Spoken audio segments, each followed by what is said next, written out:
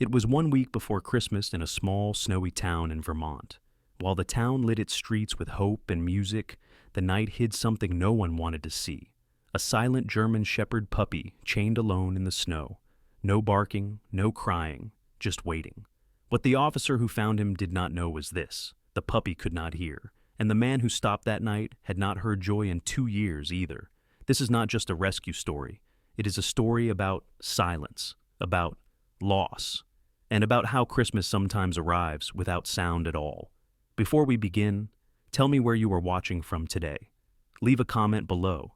And if stories of hope and second chances matter to you, please subscribe to support this channel. North Haven, Vermont, 1 week before Christmas.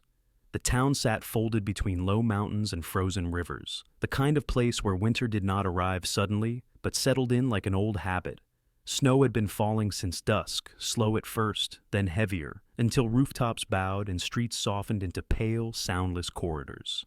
Christmas lights lined Main Street, warm whites and fading reds, looped around lampposts, shop windows, and the wooden nativity scene standing in the small town square. The figures beneath it, Mary, Joseph, the child, were dusted with snow, their painted faces calm beneath a sky that refused to be gentle.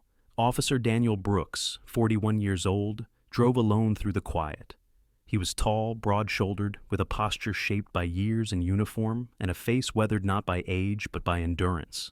His hair, once dark brown, had begun to gray at the temples, a change that accelerated after his wife's death. His eyes were steady, deep-set, and observant, eyes trained to notice what didn't belong, what lingered too long, what felt wrong in the bones before the mind could explain it. Daniel was known in North Haven as reliable, calm, and reserved. He was polite with everyone, but close to no one. Since the accident 2 winters ago, the night a whiteout swallowed the highway and his wife Emily Brooks never came home, something in him had folded inward. Emily had been a nurse, warm-voiced, quick to laugh.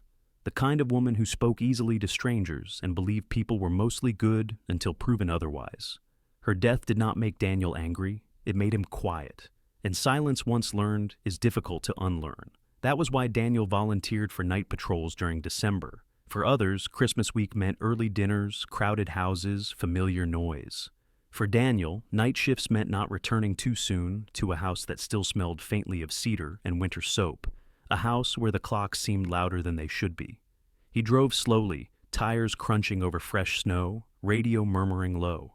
The town felt suspended, shops closed early, church bells already rung for the evening service, windows glowing briefly before dark curtains were drawn. North Haven was a place that tried to hold on to warmth with tradition. Even when the cold pressed in from every direction, the radio cracked, breaking the quiet. Unit 12, copy.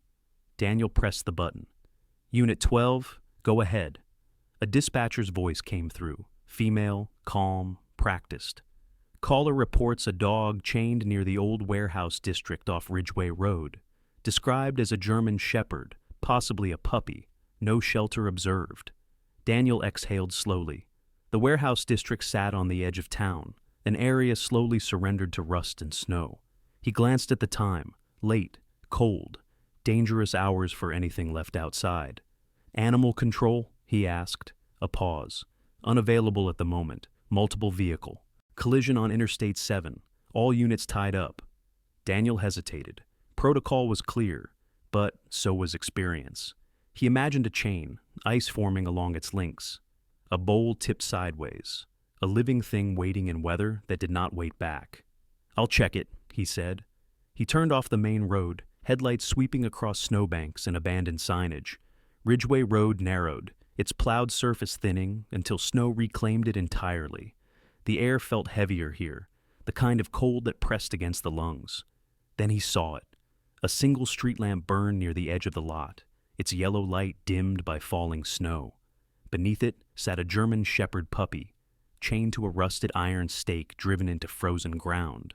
The puppy appeared young, no more than 4 or 5 months old. His coat was thick but poorly kept, black with faint hints of tan beginning to show at the legs and muzzle. Snow clung to his back and ears, melting slightly from the weak heat of his body before freezing again. His frame was slim, too slim, ribs faintly visible beneath fur that should have been fuller at his age. He sat perfectly still, not lying down to conserve heat, not pacing, not pulling at the chain, just sitting, facing the road. His ears were upright, sharply shaped, giving him an alert look that contradicted the exhaustion in his posture. His eyes were dark, reflective, fixed on the empty stretch of pavement beyond the lot, as if he expected someone to return any moment. There was no panic in him, only waiting. Daniel stopped the cruiser and stepped out. The cold bit instantly, sharp against his cheeks. Snow whispered against his coat.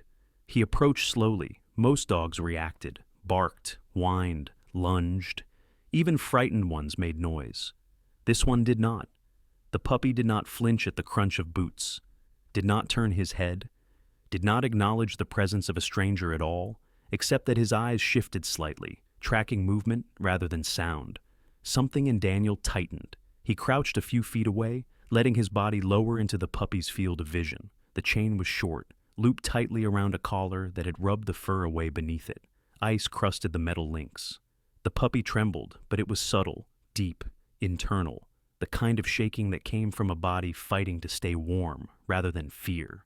Daniel had seen that kind of trembling before, in stranded drivers, in children pulled from freezing cars, in himself, the night he waited on the roadside while snow fell and the world explained nothing. He stood and returned to his cruiser long enough to activate his body camera. He photographed the scene, the chain, the lack of shelter, the water bowl frozen solid and tipped on its side. He radioed dispatch, reporting immediate risk, hypothermia, neglect, exposure. Authorization came through quickly. Emergency intervention permitted. Daniel removed his gloves. The cold stabbed at his fingers as he tested the wood chain. The lock resisted at first, metal stiff and uncooperative. When it finally gave way under the cutter, it shrieked, a sharp metallic cry that echoed briefly in the empty lot. The puppy did not react. No startle, no flinch, no startled breath. Daniel froze, studying him. He knelt again, careful not to move too quickly, and brought his hand slowly into view, palm open. He said nothing. Words felt unnecessary here. The puppy's eyes followed the movement of Daniel's hand, not his face, not his mouth. Only the motion. Daniel felt something settle into place, a quiet understanding, heavy and unmistakable. He cut the remaining links and slipped the chain free. The puppy did not resist, did not rise. He simply leaned slightly forward, weight shifting as if uncertain what came next. Daniel wrapped him in a thermal rescue blanket and lifted him gently. The puppy was lighter than he should have been.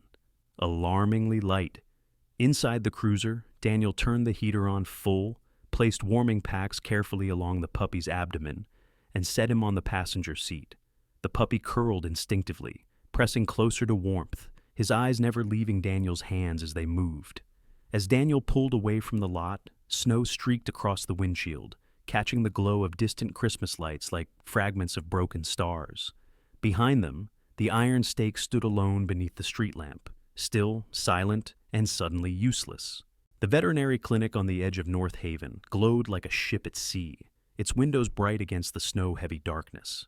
Daniel parked beneath a flickering streetlight and cut the engine. For a moment, he sat still, listening to the quiet hum of the heater fading, aware of the small body curled on the passenger seat beside him. The puppy did not look at the door. He watched Daniel's hands. That, more than anything else, stayed with Daniel as he lifted him from the car.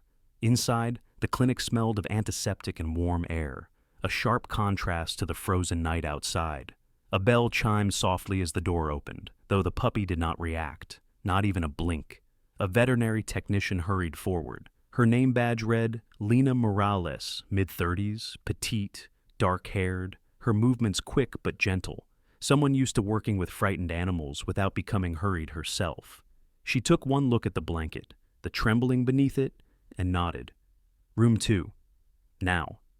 Daniel followed, boots leaving wet prints on the tile. He set the puppy down on the exam table as Lena adjusted the overhead light. Under the blanket, the dog's frame looked even smaller. Young. Too young for this. The veterinarian entered moments later. Dr. Helen Crawford, early 60s, tall and spare, silver hair pulled into a practical knot. Her face carried the calm authority of someone who had seen far too much suffering to dramatize it. Her voice was low, steady, and kind without being sentimental. She began her assessment efficiently, checking gums, heart rate, breathing. A thermometer confirmed what they already suspected. Hypothermic, she said. Mild to moderate, dehydrated. Collar injury looks older, days, maybe longer. Daniel stood near the wall, hands clasped behind his back, posture rigid in a way that had nothing to do with discipline. He watched every movement, every flinch, or lack of one. Dr. Crawford pressed gently along the puppy's ribs. He's underweight, not severely starved, but neglected, long enough to matter. Lena set down a metal tray beside the table. Her elbow caught it accidentally. The tray slipped and struck the counter with a sharp clang. The sound echoed through the room. Daniel turned instinctively. The puppy did not. He did not twitch, did not startle, did not even shift his gaze. His eyes remained fixed on Dr. Crawford's hands as they moved, tracking motion with quiet precision. Dr. Crawford noticed immediately. She stilled her hands and looked at the dog. Not clinically now, but thoughtfully. "That's interesting," she said softly. She clapped her hands once, directly behind the puppy's head. The sound was loud in the small room. Nothing. She snapped her fingers near his ears, whistled, spoke his name, though of course he did not yet have one. The puppy remained still, breathing shallow but steady, eyes alert, present, and completely unaffected by sound. Dr. Crawford met Daniel's gaze. "He's deaf," she said. "Congenital, most likely. Born that way?" The words settled slowly. Daniel looked back at the puppy, at the stillness that suddenly made terrible sense, the silence he had mistaken for endurance, the lack of panic he had read as patience. A deaf dog does not cry out the way others do. A deaf dog cannot hear himself. Dr. Crawford continued, her voice measured. "That also explains the chain. Some people abandon animals when they don't behave the way they expect. A dog that doesn't respond to voice commands. They assume he's stubborn or broken." Daniel felt something tighten behind his ribs. Lena spoke quietly. "Poor baby." The puppy shifted slightly then, not at the voices, but at the change in air as Dr. Crawford stepped away. His ears remained upright, sculpted and expressive, but useless for the world he lived in. Dr. Crawford wrapped him in additional warming blankets and motioned for IV fluids. "We'll stabilize him tonight, monitor for pneumonia. Exposure like this can turn on you days later." Daniel nodded. "What happens next?" "That depends," she said. "Animal control will need to take custody. There's clear evidence of neglect. You did the right thing documenting everything." Daniel knew that. He had followed protocol carefully. Body camera footage, photos, timestamps, dispatch authorization. Still, the idea of handing the puppy over felt heavier than it should have. The dog watched him now, eyes dark and steady. Not pleading, just present. Dr. Crawford paused, studying the interaction. "He's watching your hands, not your face." Daniel glanced down. Without thinking, he raised his hand slowly, palm open. The puppy's gaze followed. Something passed between them then. Not comfort, not trust yet, but recognition. Two beings accustomed to silence, each in their own way. "Do you have a name for him?" Lena asked. Daniel hesitated. Names made things real. Names made things stay. "No," he said. "Not yet." The paperwork took time. Statements, reports, chain of custody documentation. Daniel recounted the call, the location, the condition in which he found the dog. Each word felt clinical, stripped of the weight he carried inside. Dr. Crawford signed off on emergency intake. "We'll keep him overnight. You can check back tomorrow." Daniel lingered at the door of the exam room. The puppy lay curled beneath blankets, IV line taped neatly to his foreleg. His breathing had already evened slightly with the warmth. His eyes remained open, watching. Daniel lifted his hand again, slow and deliberate. The puppy's eyes followed the movement, and for the first time, his tail gave the faintest thump against the padding. Just once, Dr. Crawford noticed. So did Lena. "Well," Lena said quietly, "looks like he's already chosen you." Daniel did not answer. He lowered his hand, feeling the unfamiliar weight of something like responsibility pressing into his chest. Outside, snow continued to fall, heavy and unrelenting. The Christmas lights across town blinked patiently, as if unaware of the small life that had nearly slipped through the night unnoticed. As Daniel stepped back into the cold, he glanced once more through the clinic window. The puppy did not look at the door. He watched Daniel's silhouette as it moved away. Morning arrived quietly in North Haven, as it often did in winter. Snow still fell, but softer now, the kind that drifted rather than attacked. The town seemed wrapped in gauze, streets blurred, rooftops rounded, the edges of the world softened. Christmas lights remained on even in daylight, pale and stubborn, clinging to their purpose despite the sun's weak presence. Daniel Brooks parked outside the veterinary clinic just after 7. He had finished his shift an hour earlier, but hadn't gone home. Sleep felt inappropriate, like leaving a question unanswered. Inside, the clinic was calmer than the night before. The sharp urgency had faded into routine hums, machines breathing quietly, staff voices low and efficient. Daniel removed his coat, shook snow from his boots, and nodded to the receptionist, a middle-aged woman named Marianne Keller, round-faced, warm-eyed, the kind of person who remembered names even when the world moved too fast. "He's stable," she said gently, before Daniel could ask. "Dr. Crawford's with him now." Daniel thanked her and waited, hands resting at his sides, shoulders tense. When Dr. Helen Crawford appeared, she motioned him into the exam room without ceremony. The puppy lay on a padded mat, blankets folded neatly around him. His IV had been removed. His breathing was steadier, chest rising and falling with less effort. He looked cleaner now. Someone had gently wiped the ice and grime from his coat. But the exhaustion remained, etched into the way his body stayed curled inward. Dr. Crawford stood beside him, reviewing a chart. "He did well overnight," she said. "Temperature's back within range. Still weak, but he's fighting." Daniel stepped closer. The puppy's eyes shifted immediately, tracking his movement. Always the hands. Dr. Crawford noticed again. "He's very visually attentive," she said. "That's good. It means he's engaged." Daniel nodded. "You said he was deaf." "Yes. Congenital deafness is not uncommon, especially in certain lines. It's not painful, but it does make the world complicated."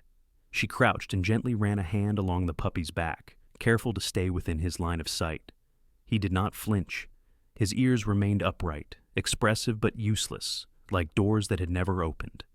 "There's something else," she continued. "It's not just that he's deaf. It's how long he's been alone with that." Daniel frowned slightly. "Dogs," Dr. Crawford said, "learn safety through sound early on. Footsteps, voices, the subtle cues that tell them what's coming. A deaf dog relies entirely on vision and vibration. When you leave one tied outside, isolated, no warning, no comfort, the stress compounds." She paused, choosing her words carefully. "He's learned to wait, to conserve. That stillness you saw, it's not calm, it's survival." Daniel felt the weight of that settle into him. He looked at the puppy again, at the patience that was never meant to be demanded. A technician entered quietly to deliver medication. As she set the tray down, her elbow clipped the counter. Metal rang sharply against metal. The sound cut through the room. Daniel tensed. The puppy did not even a blink. Dr. Crawford let the silence stretch. "That," she said softly, "is what concerns me most." Daniel turned to her. "The deafness? The isolation?" she corrected. "A dog like this doesn't learn fear the way others do. He learns absence, and absence is harder to heal." The puppy shifted then, not because of sound, but because Dr. Crawford moved. His eyes followed her hand as she reached for the chart.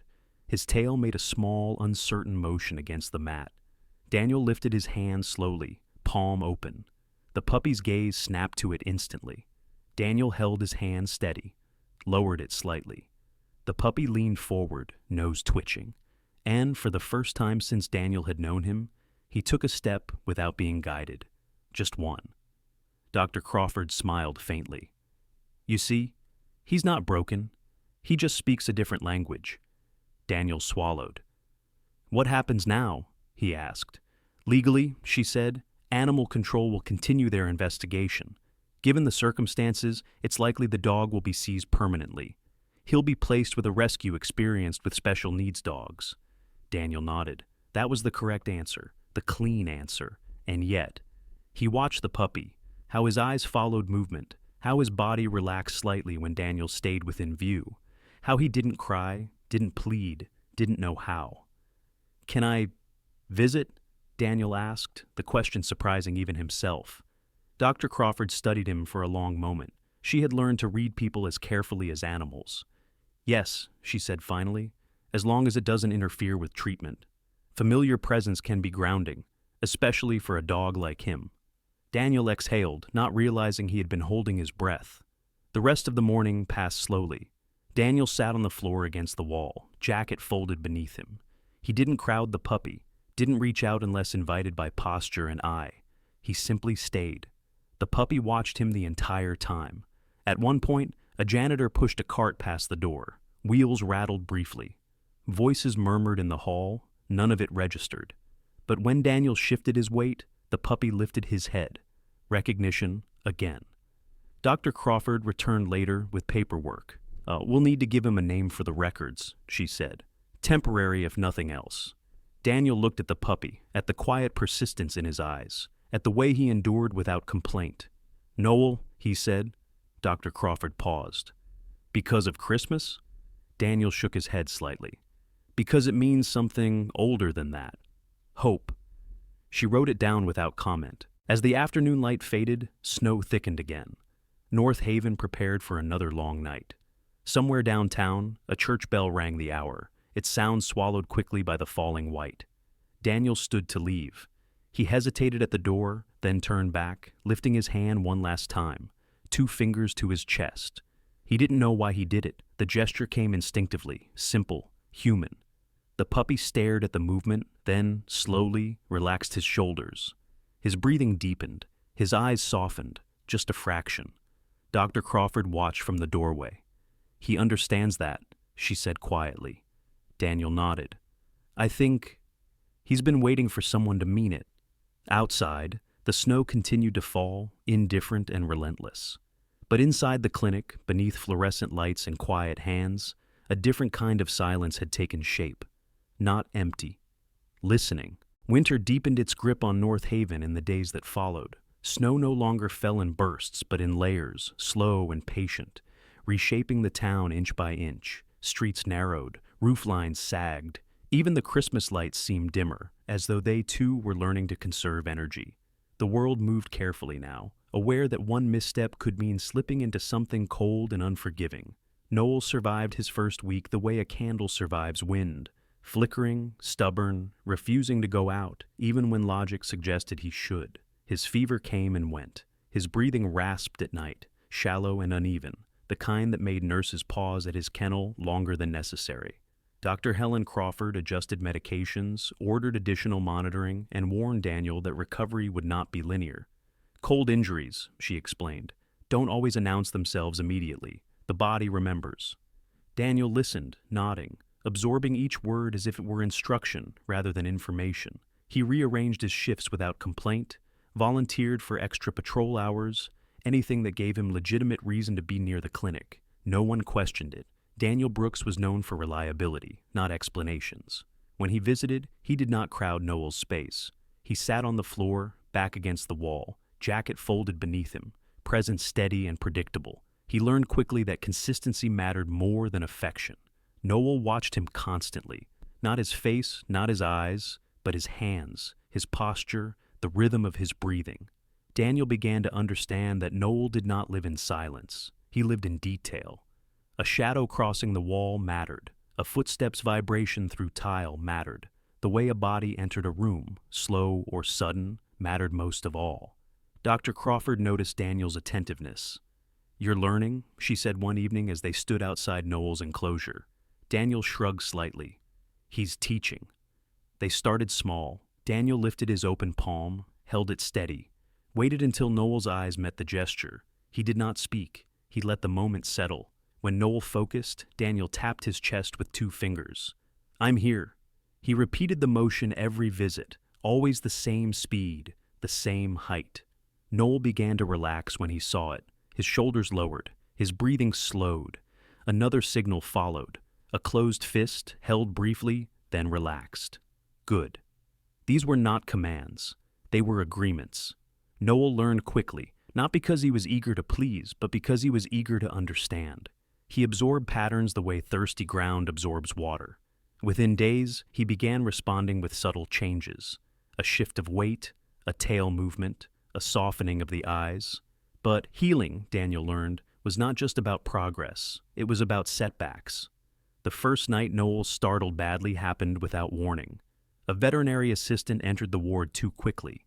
Her arms full, her body appearing suddenly at the edge of Noel's vision. Noel recoiled violently, scrambling backward, nails scraping against the floor, breath coming fast and shallow. His eyes went dark, not unfocused, but overwhelmed. Dr. Crawford intervened immediately, lowering herself into Noel's sightline, moving slowly, deliberately. Daniel stood frozen, heart pounding. Later, Dr. Crawford explained, "Deaf dogs don't fear sound, they fear surprise. The world appears without warning, and that feels like danger." Daniel replayed the scene in his mind that night. The suddenness, the way Noel had folded inward as if expecting pain to follow. He adjusted. From then on, Daniel made his presence known before approaching. He tapped lightly on the floor to create vibration.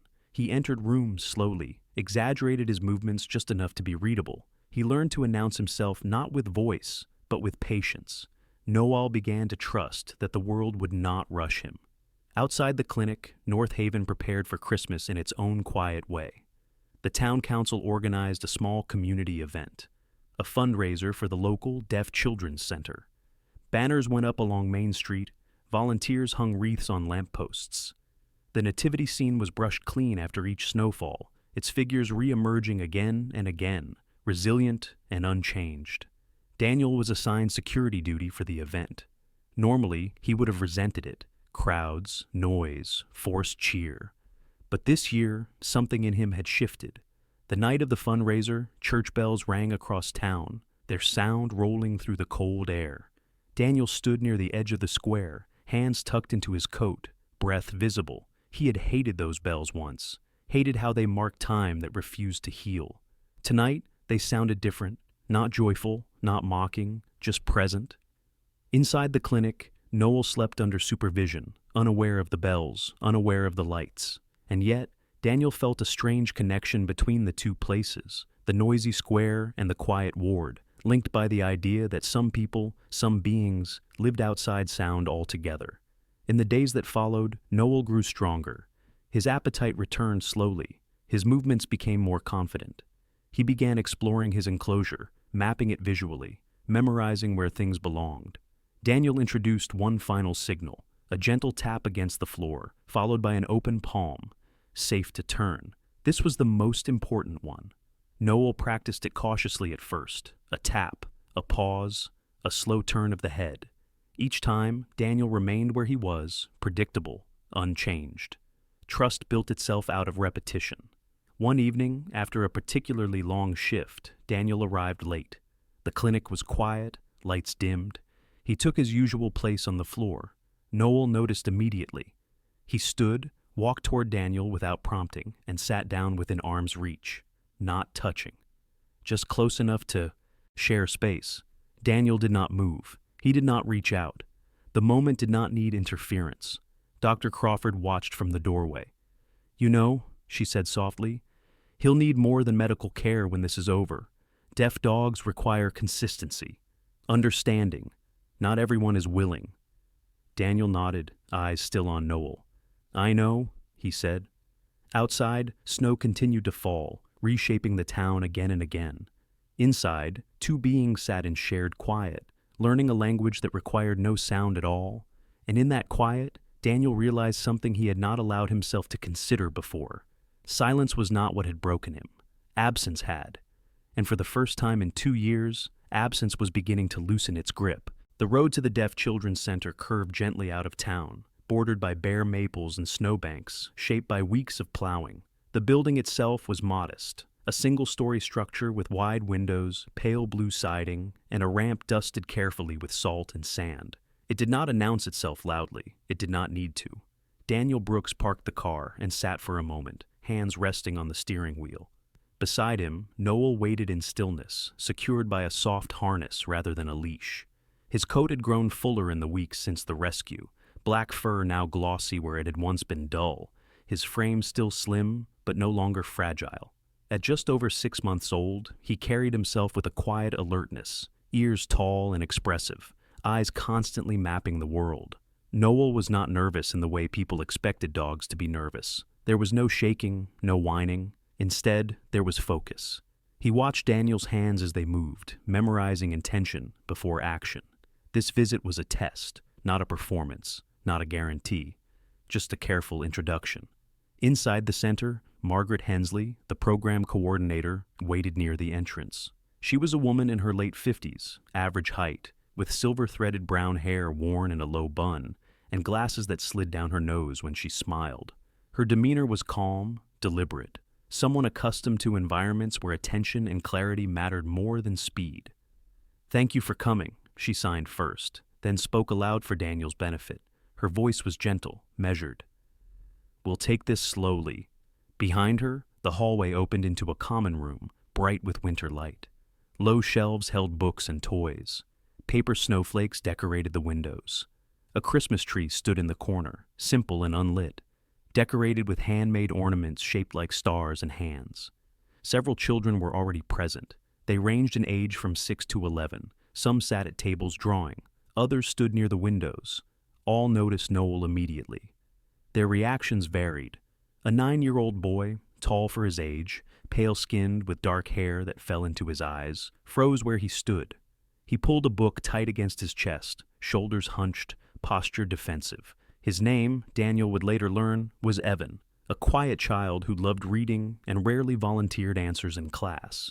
Nearby, a 7-year-old girl, small and sharp-eyed, lips pressed into a firm line, took a step back behind her teacher's leg. Her name was Lila, observant and cautious, known for testing boundaries before trusting them. Noel noticed all of it. He did not advance, did not wag excessively, did not lower himself submissively or strain forward. He simply stood. Stillness, Daniel had learned, was Noel's way of listening. Margaret raised her hands and signed to the group, her movements smooth and practiced. "This is Noel. Noel cannot hear. He understands the world through sight and touch, just like you." The children watched her hands, then Noel. Something shifted. Evan lowered his book slightly. Lila tilted her head. Noel's ears flicked, not in response to sound, but to movement. His gaze followed Margaret's hands, then returned to the children. Daniel lifted his hand slowly, palm open. He gave the familiar signal, "Look at me." Noel's eyes locked onto the gesture immediately. His body relaxed. Margaret smiled faintly. "He reads hands," she signed. The teachers had prepared the children carefully, but preparation and reality were different things. German shepherds were large. Their reputation preceded them. Evan took a hesitant step forward, then stopped. His fingers tightened on the book. Daniel knelt down, bringing himself to Noel's level, careful to remain within the dog's sight. He made the closed fist, then relaxed it. "Good." Noel responded by lowering himself to the floor, rolling slightly onto his side. He exposed his chest, not fully submissive, but open enough to signal safety. Evan's breath caught. Margaret signed encouragement, slow and clear. Evan watched her hands, then looked at Noel again. Finally, he stepped forward. He did not touch immediately. Instead, he held the book out, as if offering proof of who he was. Noel did not move. Evan knelt and placed one hand gently on Noel's chest. He felt the steady rhythm beneath fur and skin. The boy's shoulders loosened. He opened the book. At first, his reading was stiff, words shaped carefully by lips unused to speaking aloud. Noel watched his mouth, eyes tracking each movement with intense concentration. When Evan's finger traced the line of text, Noel's gaze followed that too. The room grew quiet, not empty, but attentive. Lila edged closer. She did not touch. She watched Noel watch Evan. One by one, the other children gathered around, not crowding, not overwhelming. Noel remained still, breathing steady, eyes bright. Daniel felt something tighten behind his eyes. He had expected fear, resistance, maybe tolerance. He had not expected recognition. These children did not see Noel as broken. They saw him as familiar. Margaret signed to Daniel, her expression thoughtful. They understand him in a way many adults never will. Daniel nodded. He understood that too now. The session lasted only 30 minutes. Any longer would have been too much. When it ended, Noel stood calmly, following Daniel's signals without hesitation. There was no protest when they prepared to leave. Evan lingered. He touched Noel's shoulder once more, careful and deliberate, then signed something to Margaret. She smiled and translated softly. He says, "Noel listens better than most people." Daniel swallowed. Outside, the cold air felt sharper after the warmth of the center. Snowflakes drifted lazily, catching on Noel's fur. Daniel secured him in the car and paused, resting his hand on the roof. Margaret stood. Nearby, "We'll need evaluations," she said. "Behavioral assessments, additional training. But I'd like to explore this further." Daniel nodded. "Whatever he needs." As they drove away, Noel sat upright, watching the world pass by through the window. Not waiting, not searching. Just present. For the first time since his wife's death, Daniel realized he was not measuring time by loss. He was measuring it by moments like this. Winter loosened its hold on North Haven only slightly as December drew toward its end. Snow still lay thick along sidewalks and rooftops, pressed flat by weeks of silence and foot traffic. But the air had softened, just enough to suggest that time was moving forward again. Christmas arrived not with spectacle, but with persistence, lights that stayed lit, wreaths that remained green against the white, and people who continued showing up even when the season felt heavy. The legal process did not move with the same patience. Animal Control reopened the case formally 3 days after Noel's visit to the Deaf Children's Center. Paperwork replaced uncertainty. Statements were reviewed. Photos from Daniel's body camera were logged and time-stamped. The chain, the frozen bowl, the exposed lot, each detail entered into record, stripped of emotion, converted into evidence. The former owner was located in a neighboring county.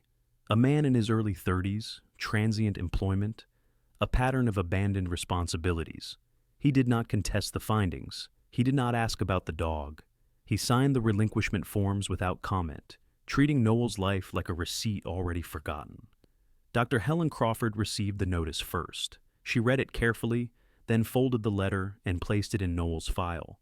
When Daniel arrived that evening, she handed him a copy. "It's official," she said.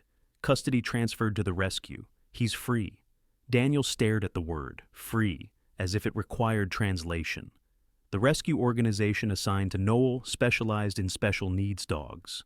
Their representative, Karen Whitfield, arrived the following week. She was in her mid-40s, tall, athletic, her blonde hair pulled into a practical ponytail. Her manner was professional, but warm, someone who balanced compassion with structure. She knelt immediately when meeting Noel, careful to stay within his line of sight, her movements deliberate and respectful. "He's well adjusted," she observed after several minutes. "That's not common, given what he's been through." Daniel knew why. The evaluation period stretched on. Behavioral assessments, controlled interactions, monitoring Noel's response to unpredictability. Each test reaffirmed what Daniel already believed. Noel did not panic when given clarity. He thrived on it. The Deaf Children's Center submitted their request shortly after. Not a demand, not a guarantee, a proposal. They wanted Noel as a permanent companion, present during reading sessions, therapy hours, quiet afternoons. Not a performing animal, not a symbol, a presence. The final decision required signatures from multiple parties: Animal Control, the rescue, the center's board. A meeting was scheduled for Christmas Eve morning. Snow fell overnight, light and steady, as if the town itself were holding its breath. The center decorated simply. The Christmas tree stood near the common room window, its branches, adorned with paper ornaments cut by small hands, stars, hearts, palms outlined and painted carefully. On one wall hung a large drawing taped together from several pages. A black dog wearing a red scarf, surrounded by waving hands. Above it, in uneven letters, the children had written a single word: welcome. Daniel arrived in uniform, coat brushed clean, boots polished out of habit rather than requirement. Noel walked beside him, harness snug against his chest, posture confident without arrogance. He paused briefly at the doorway, waiting for Daniel's signal before entering. "Look at me." Daniel lifted his palm. "Good." Inside, Karen Whitfield reviewed the final documents at a long table. Margaret Hensley stood nearby, hands folded, her expression composed but hopeful. Dr. Crawford had come as well, standing slightly apart, arms crossed loosely, observing rather than intervening. The room filled slowly with quiet anticipation. The signatures took time. Pages were passed, pens changed hands. Names were written carefully, deliberately. Each mark a confirmation that what had been fragile was now protected. When the last page was signed, Karen looked up. "It's done." Margaret exhaled. Dr. Crawford smiled. Daniel did not move immediately. Noel felt the shift before anyone else. He lifted his head, ears tall, eyes scanning faces. Daniel made the signal. "I'm here." Noel's tail moved, steady and confident. Margaret gestured toward the common room. The children were waiting. They did not rush when Noel entered. They had learned that stillness mattered. They formed a loose circle instead, sitting cross-legged on the floor, or standing quietly with hands clasped. Noel walked into the center of them without hesitation. Posture relaxed, head high. He belonged. Daniel stepped back, giving space. For the first time since the rescue, he did not feel the pull to stay close. Trust, he realized, also meant knowing when to let go. Karen approached Daniel afterward. "You did more than rescue him," she said. "You taught him how to feel safe." Daniel shook his head slightly. "He taught me too." Before leaving, Daniel reached into his coat pocket and removed a small box. Inside lay a new collar, not leather, not chain, but soft woven fabric in deep red, adjustable, lightweight. He knelt and let Noel see it before touching him. No sudden movements, no surprises. The tag caught the light as Daniel fastened it gently around Noel's neck.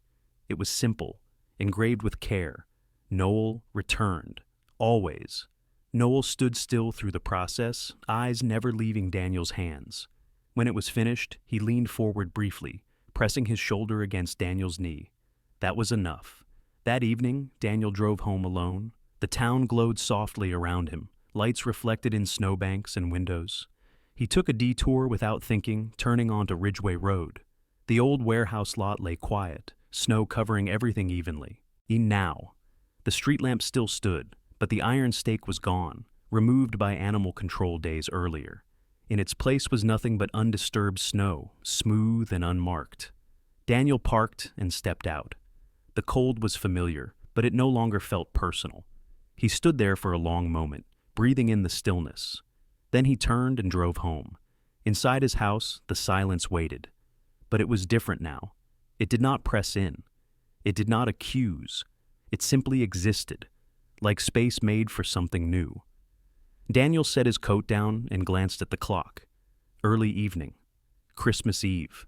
For the first time in 2 years, he did not dread the night ahead.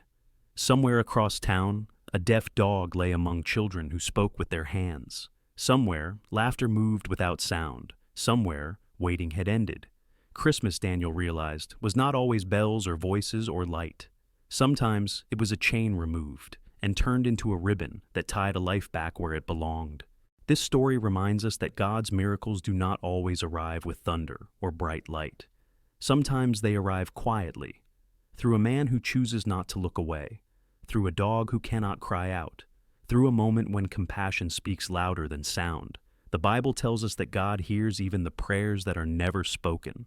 Noel could not bark for help, but God saw him. Daniel did not ask for healing, but God was already working through his hands.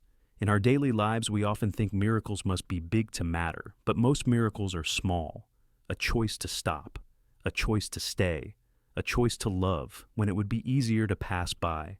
If you are watching today and feel alone, remember this. Silence does not mean God is absent. Waiting does not mean you are forgotten. If this story touched your heart, please share it with someone who needs hope. Leave a comment below and write Amen if you believe in quiet miracles. And please subscribe to support this channel so we can continue sharing stories of faith, compassion, and second chances. May God bless you and your family. May peace find you where you are tonight.